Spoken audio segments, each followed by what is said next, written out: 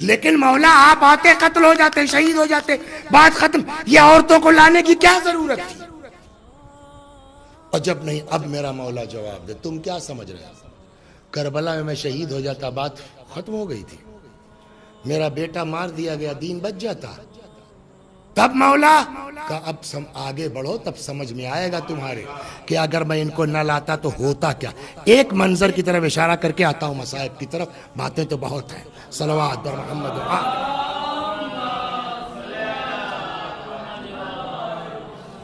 آپ سب ماشاءاللہ ذاکرین حضرات ہیں، حتیٰ کہ وسیم بھائی مولانا نہیں مگر ذاکر ہیں.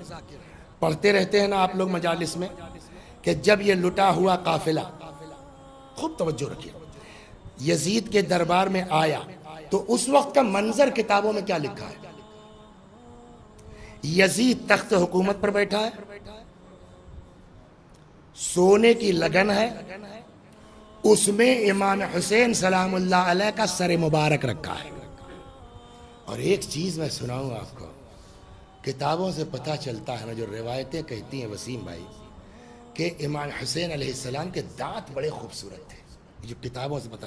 اور اس طرف میر انیس نے اشارہ بھی کیا اپنے کسی مرثیے میں کہ قطرے ہیں شیر فاطمہ کے، یہ گوہر نہیں. بڑے خوبصورت دانت تھے.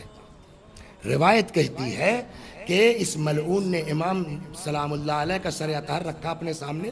کوئی جو ہے وہ خیزران نام کی لکڑی ہوتی ہے، اس کی چھڑی اس کے ہاتھ میں ہے خیزران کی، اور یضرب علی ثنایا ابی عبداللہ، ثنایا یہ کہتے ہیں اس کا.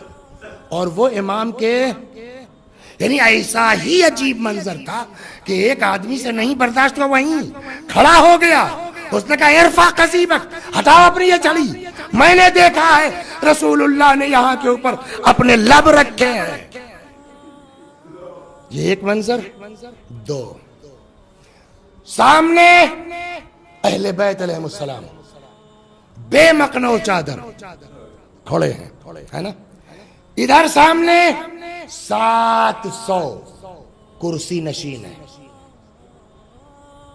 کبھی غور کیا ہم نے آپ نے کہ یہ 700 لوگ، اچھا یہ 700 لوگ مزدور نہیں تھے، ترکاری بیچنے والے نہیں تھے، بنیا بقال نہیں تھے. یہ 700 مین لوگ لائے گئے ہیں. 700 لوگوں کو کرسی بٹھلایا گیا ہے. اہل بیت علیہ، پورا منظر پہ پہلے تصور کیجئے تب سمجھ میں آئے گا کہ کتنا بڑا کارنامہ جناب زینب کا. 700 لوگ کرسی پر ہے، یزید تخت پر ہے، سر حضرت کا سامنے ہے. اہل بیت علیہ السلام اسیر کی حیثیت سے کھڑے ہیں. شمر ملعون تعارف کروا رہا ہے. یہ بھی ہے روایتوں میں. کیوں یہ سب کرنے کی کیا ضرورت تھی؟ اور اب اس کے بعد والا سنیے. یزید یضرب علی ثنایا ابی عبداللہ، دہن اقدس سے بے حرمتی کرتا ہے.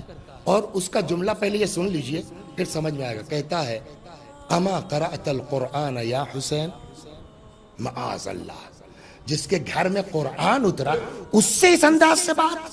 کہتا اما قرأت القرآن یا حسین، حسین کیا آپ نے قرآن نہیں پڑھا تھا؟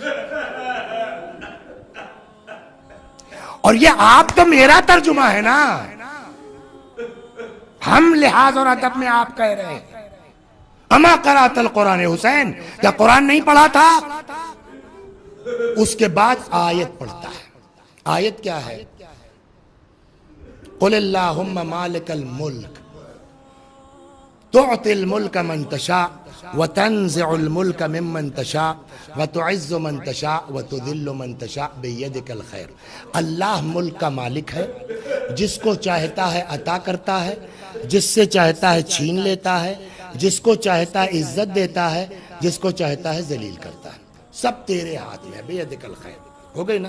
اب آپ سوچئے ایسا ماحول کریٹ کر کے، خود تخت پر، اہل بیت قیدی ہیں، امام کا سر سامنے، یہ ماحول کریٹ کر کے اس آیت کی تلاوت کا کیا مطلب تھا اور 700 لوگوں کو بلانے کا کیا مطلب تھا؟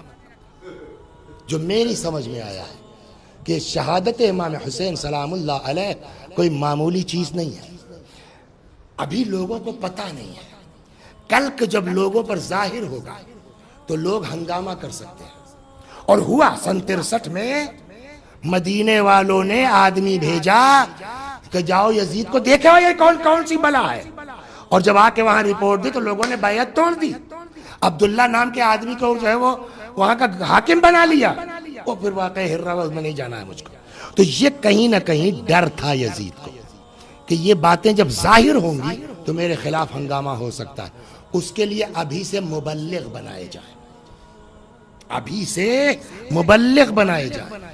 یہ 700 لوگ بنیے بقال نہیں تھے, بڑے لوگ تھے کہ اب جب یہ نکلے کوئی یہاں جائے گا, کوئی وہاں جائے گا, کوئی اس شہر میں جائے گا, اور جب یہ بات اڑے گی ارے یار یزید نے امام حسین کو قتل کر دیا, نواسے رسول کو, تب ان کو ٹریننگ پہلے دی جا چکی ہے کہ یہ بولیں گے اس بیچ میں یزید بیچارے کو کیوں کچھ کہتے ہو یار, یزید کی کیا خطا ہے, یزید کی کیا غلطی. قرآن میں ہے اللہ ملک کا مالک ہے, جس کو چاہتا ہے دیتا ہے. اب دیکھیے مکاری کیا ہوئی, پلاننگ کیا ہے, جس کو چاہتا ہے دیتا ہے, جس سے چاہتا ہے چھین لیتا ہے, جس کو چاہتا ہے عزت دیتا ہے, جس کو تو اللہ کی مرضی.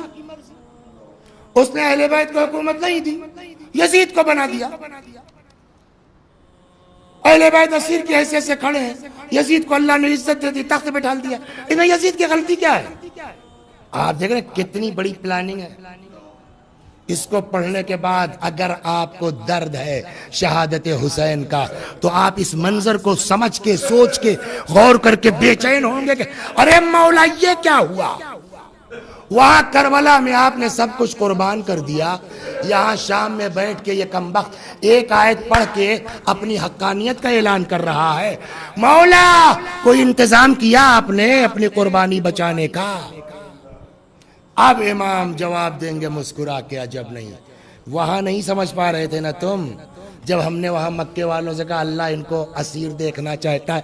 وجہ یہ ہے آج اگر میں زینب کو نہ لاتا, اگر ان عورتوں کو نہ لاتا تو اس مجمع میں یزید اپنی حقانیت کا اعلان کر کے نکل جاتا. ٹوکتا کون اور کون ٹوکے گا؟ سنیے آپ یہ بھی, اپنی رعایا تو رعایا ہے, دوسرے ملک کا سفیر تو سفیر ہے نا, اس کی تو حیثیت ہے نا. جب وہ موجود تھا اس 700 میں, جب اس نے یہ منظر دیکھا تو کہنے لگا یہ کون لوگ ہیں, کچھ ہم کو بتاؤ تاکہ اپنے ملک جا کے ہم بتائیں گے بھائی کہ کیا جاہو جلال ہے یزید کا. یہ کون ہے, یہ حسین کون ہے؟ کہا حسین ابن فاطمہ بنت رسول اللہ. تو وہ باہر کا آدمی آئے کیا یہ حسین تمہاری نبی کی بیٹی کا بیٹا ہے؟ کہاں؟ وہ بالکل بوکھلا گیا, کہتا فبئس القوم انتم, ہمیں کتنے خراب لوگ ہو تم لوگ, اپنے نبی کی بیٹی کے بیٹے کو مار ڈالا تم نے. یہ ایک جملہ دوسرے ملک کے سفیر نے کہا تھا, مار دیا گیا. آپ غور کر رہے ہیں کیا کیا؟ قط. تو جب دوسرے ملک کا سفیر نہیں بول سکتا تو یہ پیسے کے بکے ہوئے لوگ یہ یزید کو ٹوک سکتے ہیں کہ اس آیت کے پڑھنے کی جگہ یہ نہیں ہے. اب گھبرانے کا معاملہ ہے کہ نہیں ہے؟ ارے مولا اتنی بڑی قربانی آپ نے دی, یہ یزید تو سب ایک آیت پڑھ کے ختم. عجب نہیں, امام جواب دیں گے اسی لیے میں زینب کو لے کے آیا تھا. اور جب آپ تاریخ پڑھیں گے تو روایت کہتی ہے سب چپ, جیسے سب کے سروں پہ طائر بیٹھے ہیں, ہلے کی اڑا, سب خاموش, کوئی بول نہیں پا رہا تھا. روایت کہتی ہے وسیم بھائی فقامت زینب بنت علی سلام اللہ علیہ, کہتے میں اچانک حضرت زینب کھڑی ہوئی.